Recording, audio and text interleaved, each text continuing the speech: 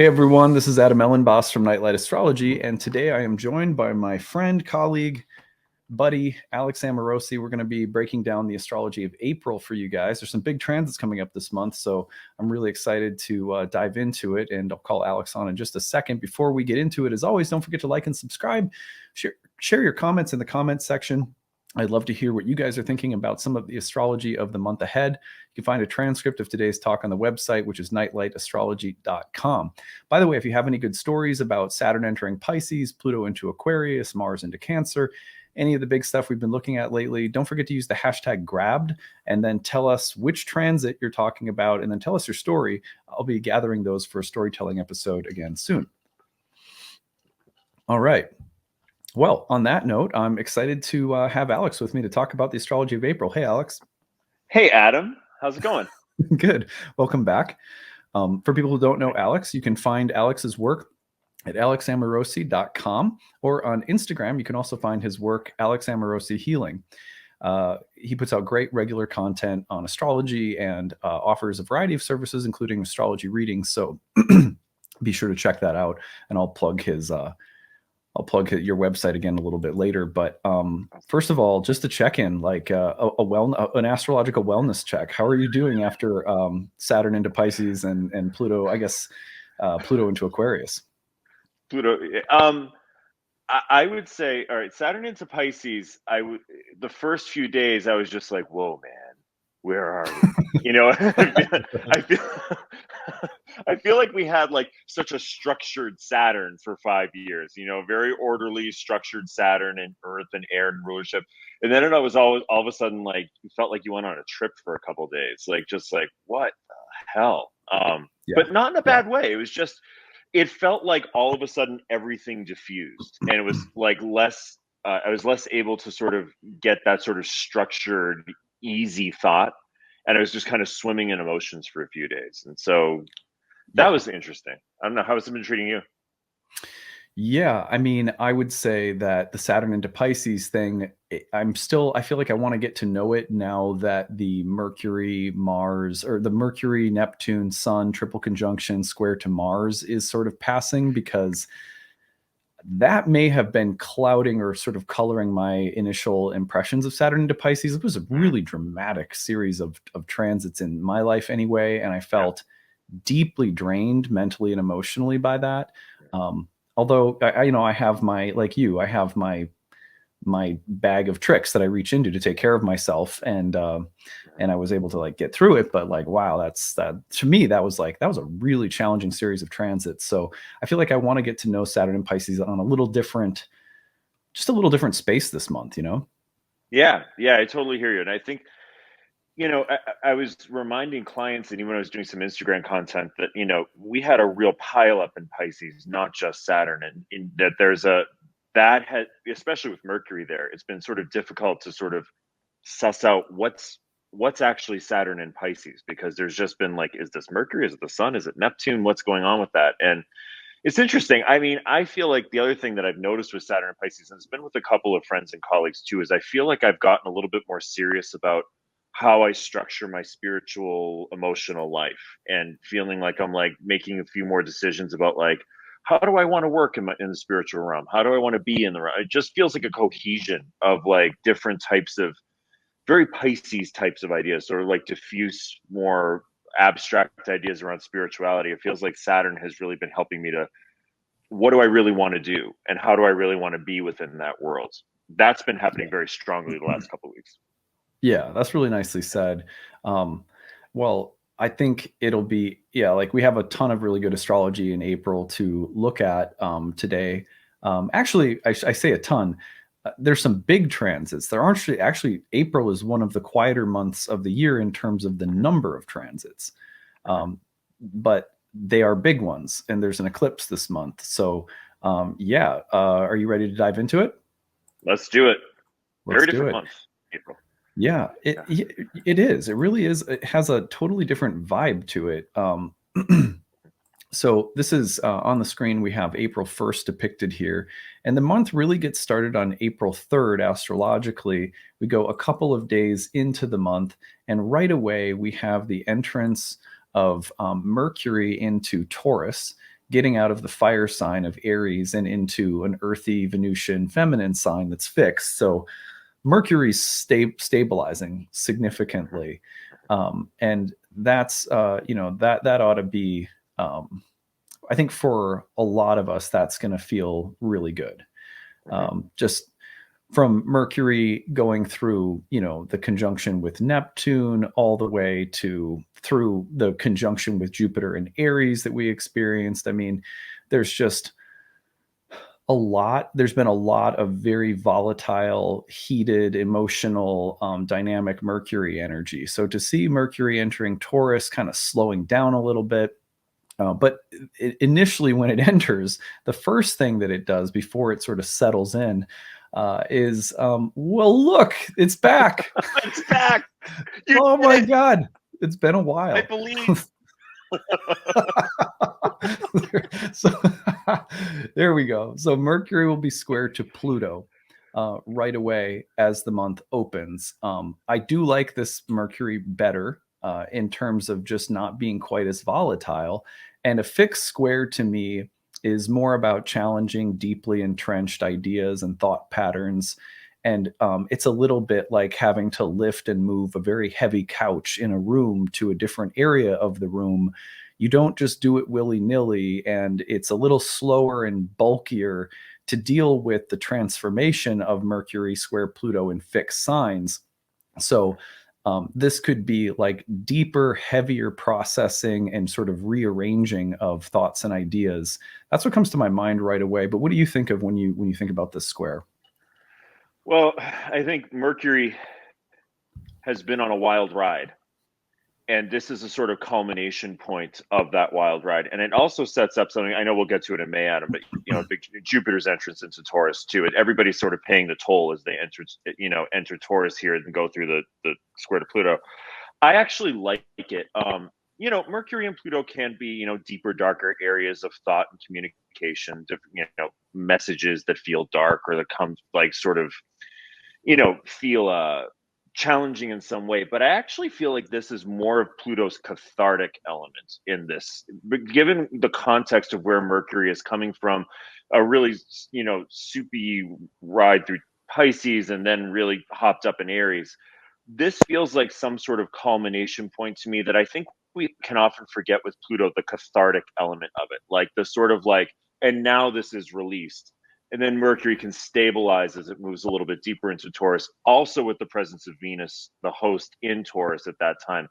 I think that the sort of the yin and the feminine comes along very quickly to sort of soothe that Mercury for the first few days. It definitely hits that sort of moment with Pluto, but I really feel it more to be catharsis rather than sort of a big Plutonian drama, so to speak. Yeah, I agree. I like that word of catharsis of Mercury having. I mean, Mercury's going to retrograde this month as well, so this could be really the beginning of a reconfiguring of thoughts. It also makes me think that when you have Venus is co-present, Uranus is there, Mercury's in a Venus-ruled Earth sign fixed, and so forth.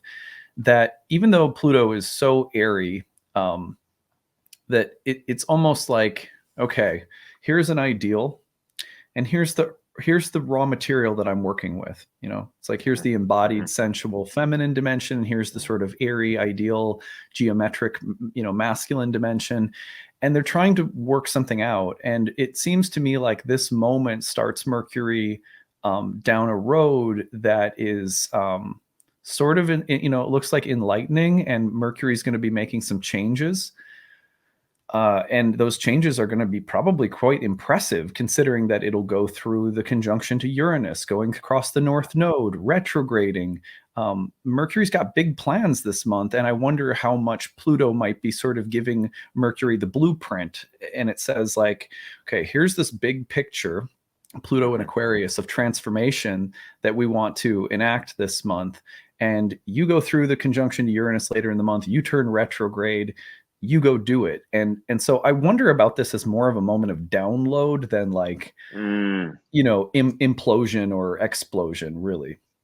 Yeah, absolutely. And I think, one of the great blessings of Pluto is the Pluto gives you access to information you didn't see at first. It opens you up into a realm, so, the underworld realm, which I think can often be taken as like that's bad or dark. It doesn't have to. It can just mean hidden, something that was hidden, and maybe an ideal in that sense, or a structure that was not available to Mercury as moving through Pisces and Aries begins to find that in the square with Pluto, and also sets Mercury up for, so Mercury's will station retrograde right next to Uranus, so innovation on beginning with Pluto and Aquarius, right? That sort of Yeah. innovative Aquarian detached perspective that begins with Pluto is amplified by the stationing next to Uranus later in the month.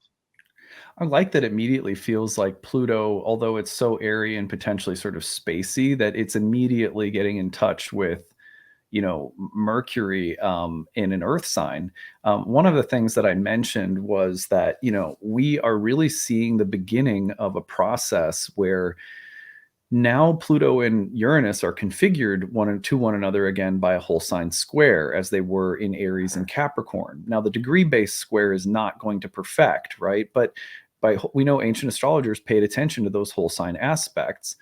But then what's interesting is that you hit like 2025 and 6 when Uranus starts moving into Gemini, and then the two planets trine one another. I looked back for a really important moment in rock and roll history recently in another episode I did recently, which was in July 25th of 1965. Bob Dylan went electric. He plugged in and went electric. Have you ever heard that story before? No. He was an acoustic folk singer, right? Yeah. And he decided and like 5 days earlier, he had released like a Rolling Stone. And so he goes electric at this folk festival. He plugs in with like a Stratocaster, and he got just rained down booze. Oh, wow. But it was Pluto and Uranus conjoin squaring his natal Venus. And so it was this moment of just total artistic reinvention. And at first, people really rejected it and didn't like it. But then him going electric was a part of what would end up defining the next whole chapter of his career success, which took him to even more, greater heights. So I use that in this episode we did recently about the fact that we can't just think about Pluto and Aquarius. We have to think about the fact that it's starting to be configured to Uranus again. And this month seems to me to embody some of that combination of Venus, Uranus, Pluto, because of the implication of Uranus being in a Venus ruled sign, Venus being there, Mercury retrograding around with Pluto in this sign, and Jupiter about to enter the Venus ruled sign in May. That the going electric was aesthetic as well as it was, and artistic as well as technological. And it was like, he's using a totally different kind of technology. There's something very Uranian about that. And there's this, upsurge of releasing like pent up material that hasn't gotten to express itself yet. So this feels to me like it could also be the moment of like a very, like an aesthetic revolution, almost like here's a new, like an interior designer giving you the layout for a new space. It's going to be really aesthetically rich and pleasing and very sensual and embodied, but it's in blueprint phase at the moment. Yeah, that's beautiful. I had no idea that was going on, that he was the pioneer of that. That's really interesting. Well, I mean, he was, obviously lots of people were playing rock and roll and going electric, but in the folk scene, it was pretty much acoustic guitars, so for him to break from that, the folk music scene like hated it, but he was fusing folk and rock together at that moment in a sense. So yeah, so and you can feel that's just like, to me, that's like such, anyway, I'm just saying that there's something of that, like that little archetypal imprint that I found to be interesting around this moment as well. Yeah, and I think, it'll be fascinating to see too, Adam, like riffing off of that, to see what does it look like to have Pluto and Uranus now configured by square in fixed signs, and how that changes that the practicality of, Earth and air have in common that sense of practicality and rationality, and the uses. And I could see it being something very aesthetic, and also very, like you said, interior design, like something very practical, useful, or Mhm. the obvious is technology. But it reminds me too of there's a violinist named Vanessa Mai who I really like, and she does a lot of classical music, but it's done to like rock or techno beats, and and it has that sense of like there's something traditional and that's supposed to stay the same that gets totally thrown out the window, and she makes an incredibly innovative, very structured approach to like just the four seasons or pieces that people really know really well. It would be really interesting to see how Venus things, music and design, art, the way we create art and what art is, how that begins to change with technology, all really interesting to look at. Yeah, yeah, totally. Yeah. Um, the next major transit of the month comes on the 6th, with the full moon showing up in Libra. I'm not getting the hours exactly right here, but you can see here's the full moon in Libra opposing the sun. The full moon in Libra is pretty close to an opposition with Jupiter as well, which means that we're getting closer to that moment of the sun conjunct Jupiter in Aries, which is also that's a huge transit of the month as well. What do you think about? I'll let you lead off with this one. What comes to mind with the full moon in Libra for you? I mean, I we could say about my whole sign square Mars, but I think generally a nice airy full moon. I don't. There's nothing too complicated about this one. Venus is in rulership as the ruler of the moon, which is really lovely to see. I could see this definitely being a time of finding some harmony and balance. There might be issues of justice that come up. I could definitely see that with all that's going on in Aries right now. There could be ideas around justice and fairness, or culmination points around those ideas of keeping things in harmony. And definitely amplifying a very I don't mean this in a bad way, but a very bombastic aspect between the sun and Jupiter that's coming up. That's a really big, dramatic, um, power packed, very archetypally masculine type of aspect. And you have this, airy Venusian moon of sort of like finding. I almost wonder, Adam, if like this full moon actually helps the sun and Jupiter kind of like come down off themselves a little bit, find a little bit of balance between them, letting the balance between Aries, which tends to want to jump forward, being a little bit like, yeah, well, let's jump forward, but let's check that all parties involved are on board with that first. Right. There's a sense of like it helps you kind of mitigate it a little bit.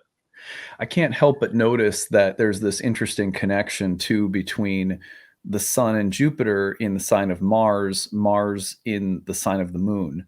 Yeah, And so it almost feels to me like mediation, yeah, mediating some kind of trying to mediate between the differing needs or demands of our own psyches, or within like groups or families, or within a marriage where hmm there's some very demanding and important, like high need items with Mars in Cancer.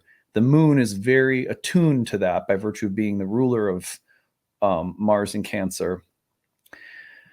Um, and those needs are also being expressed through Mars's rulership over the Sun and Jupiter, and then the yeah, Moon opposes. So I get this feeling of almost like marital counseling, or like you almost get the feeling of like needing to get an agent to help you negotiate a deal because you couldn't do it on your own.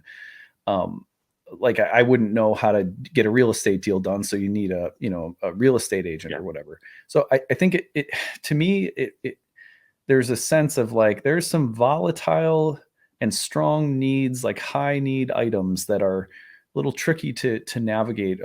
And but the moon's doing its best to represent everyone fairly at the moment.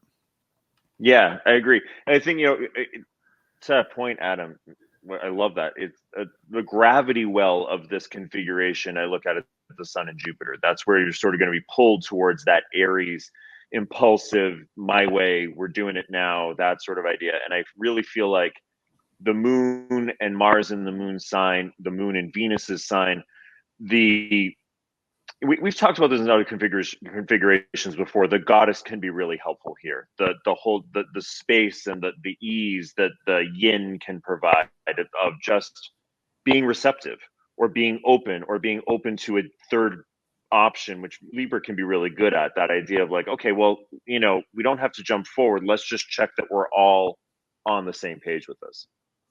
Yeah. Yeah. Yeah.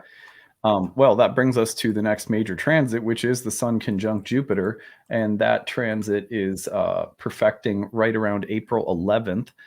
We can see them coming together here.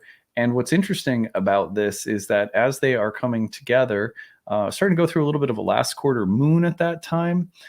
This is a reset moment for Jupiter. It's like a kind of like considered to be like the rebirth of Jupiter. And then, not long after this, we'll talk about this later, but we get, on the 20th, we get a solar eclipse in Aries. And then not long after the solar eclipse in Aries, the sun enters Taurus and immediately squares Pluto. So it's like setting up for a very explosive mid to late part of April. It all starts really with maybe the full moon as even earlier, but the Sun Jupiter conjunction is huge. The first thing I'll say about it, and then I'd love to hear your thoughts too, is that when you have these two planets coming together, the potential for the heroic and sort of impulsive and powerful or domineering qualities to be like super exaggerated is there. So it's like the hero archetype blown up 20 times bigger, a little too self-serious. I've got to save the world. Now, on the other hand, you could have the feeling of very, like a strong sense of what I ought to do, taking action, rooted in a sense of the moral or virtuous thing, sort of Jupiter exalted sun. So that doesn't have to be all bad. It could be very courageous and action-oriented, virtue, concerned with virtue and doing right, and all of that. But you also do have the potential for this to be like almost like the Emperor card reversed in tarot, or the King of Wands reversed, where it's like the element of like tyrannical, power-hungry, domineering, overly, like too aggressive. Like those qualities could be probably the shadow of this combination. What do you think about this one? Oh, absolutely. The word that comes to mind with this one is strutting. I'll start there. Is like, there could be a lot of chest pounding. You could see leaders. Jupiter and the Sun, two planets that are very much associated with leaders. Big, dramatic, bombastic words that are kind of being thrown back at each other, or stature, or what's the word I'm looking for? Sort of attitudes that are coming out. I could see a lot of that. But I also think too, like you were saying, Adam, one of the things I think that gets lost with Aries a lot is its sense of noble purpose, its sense of noble mission. And, with Mars in Cancer ruling, the Sun's the exaltation ruler of Aries, which I think helps the first part of the month, but Mars in its fallen Cancer ruling this conjunction, there seems to me too to really be a delineation of like, where do I need to take that noble action, maybe on behalf of those who are experiencing some kind of violence or who are experiencing some kind of adversity, that are not able to stand up for themselves. That's a very Mars and Cancer type of idea. And where am I taking that on as my ego, that it's my job to do that and only I can do it? And I think that full moon we just talked about can be actually really helpful in that regard as a lead up to this, and Libra just being like, is it just me, or do I need to call in other resources here? Is it just me, or do I need to see if others can come in and assist me in a way where I could do it? Because it could be very easy to just kind of jump on your horse and ride with this. I get a little bit of the like mother/martyr vibe from because you've got Mars in Cancer and Jupiter in the Sun. Like I would, I had, my father's mother. So I guess my paternal grandmother, she was someone she was a Cancer, and actually I was born on her birthday, which is interesting. But she had more planets in Cancer than I do, if I remember correctly. Anyway, she would suffer silently and sort of nobly and sort of fall on the sword constantly, to the point where I personally think that's part of what led to her getting cancer and dying. Mhm. And I think that this has one of the dark sides of this would be like, um, I'm going to show my worth, or almost like an overcompensation for not feeling valued. So I'm going to give 110% to others. So just like Yeah, the subtle ways in which we might be trying to manipulate or gain attention by being overly sacrificial, yeah, that could be one thing that kind of comes up around this time. The other one, though, I think to give it some credit would be like what you were saying, where who can't stand up for themselves, the mama bear that protects the yeah, young or the innocent, or someone who's standing up to domestic abuse or violence, like the image of like a women's shelter or something like that. yeah. So those kind of images, like, you could kind of go in either direction. Hmm. And I also, like, frankly think that the environmental advocacy around water or the oceans could also be coming up. Hmm. We have Mars kind of configured to Saturn in Pisces. I just think it's interesting that as Saturn was entering Pisces, there was also this big piece of legislation that was passed about protection of the waters or something like that. Yeah. So that's just kind of a random thing, but yeah, they all sort of interrelated. Yeah, I agree, and I also think, on that point, Adam, we look at Venus is in a nice trine to Pluto, nice airy trine to Pluto, right at that time, and there's some nice structured air elements in the air too, no pun intended, that I think can, fire, and I know having a lot of fire in my chart, and water, which is a big combination here, can be very emotional, very intuitive, very go with your gut, very, and one of the things I think it's nice to have this air trine in the air, in the mix here, is that there's a rational idea based approach that is in the background too. And again, Venus trining Pluto, maybe getting to the root of or underneath to ideas or ideals or Aquarian innovation that may not appear immediately in the immediate emotion of the sun and Jupiter and Mars, all in fire and water. Those are some ideas for that. Right. It's almost like there's the saving grace might be that in the midst of what could be some very intense emotional convictions, the desire to Yeah, act more impulsively emotionally, that you have this Venus Pluto trine in air signs that somehow holds back and says, wait, wait, wait, just sort of look at the bigger picture, yeah, or almost like harness whatever level of the desire body is acting more recklessly or impulsively. Um, that's really interesting. I like that, that's coming through. Although in a few days after that, Venus in Gemini will then square Saturn in Pisces, which I feel like, um, that's interesting, because then we have a meeting between maybe Venus in a more rational headspace and Saturn in Pisces, which is Venus's exaltation. So there's some a little bit of like reception there, but a comparatively much more dramatic emotional space, and the two are like immediately squaring off after that moment. Which is interesting. It's an interesting sequence that follows behind that Jupiter Saturn, or that Jupiter Sun conjunction with Mars in hmm, Cancer. So it almost like seems to me like it's it's more evidence that the head and the emotional, the sort of mental, rational, and emotional faculties are having some pretty intense conversations. I could see someone just as easily being like, um, don't be too rational, use your emotional intelligence. What are your feelings and yeah, your instinctual body tell you, and you should be acting based off from that.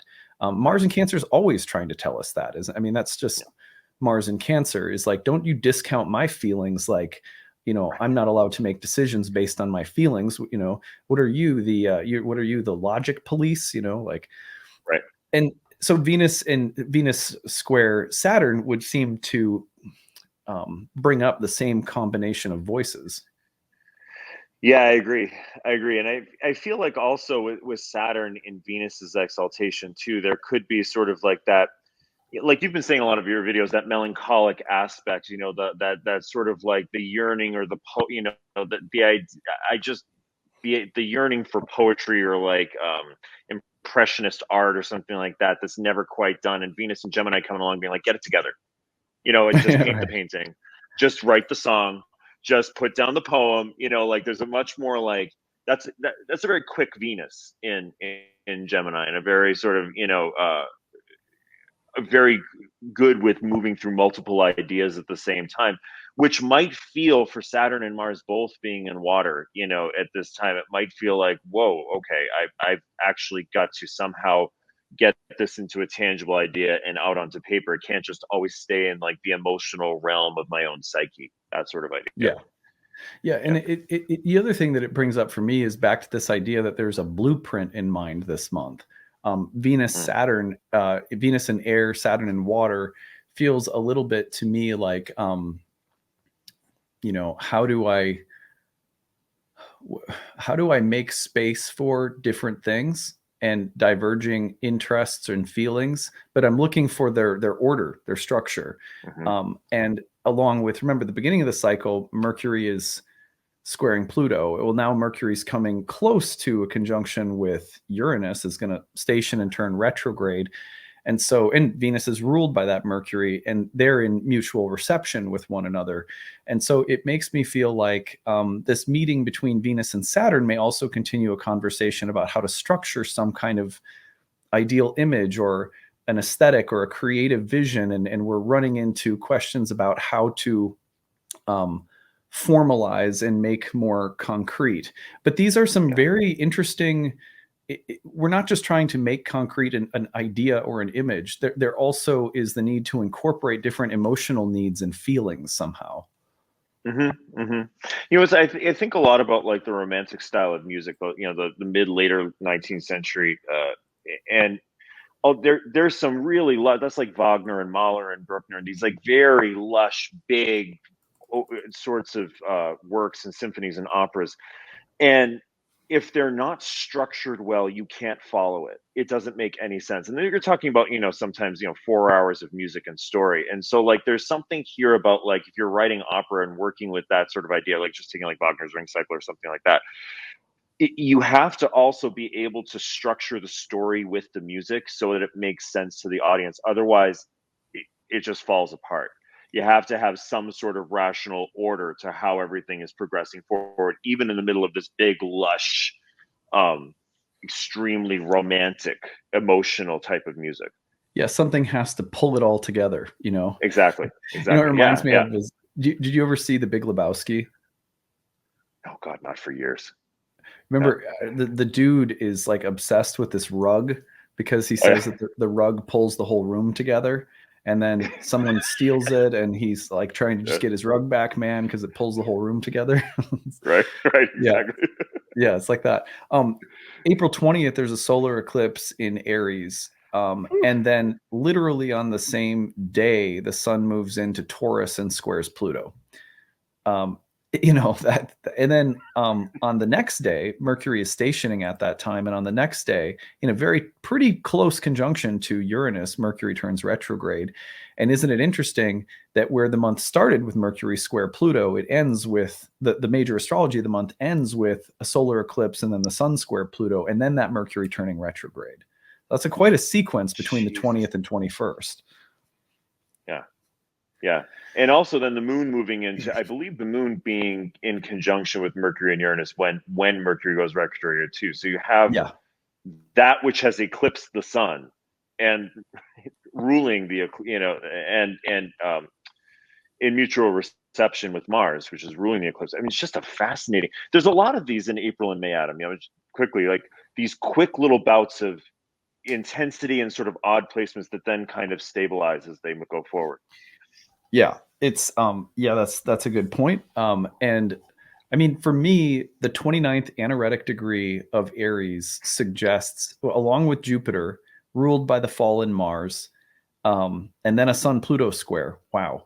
To me, that is a very cathartic moment. One of the more cathartic transits of the year, just right up there with the Pluto and Saturn ingresses, which in some ways may not even be as cathartic because those transits are process oriented and you don't necessarily feel them like the day of. But this one, more likely to experience it as acute events on the actual day or just in the couple of days after, because of the concentration of events.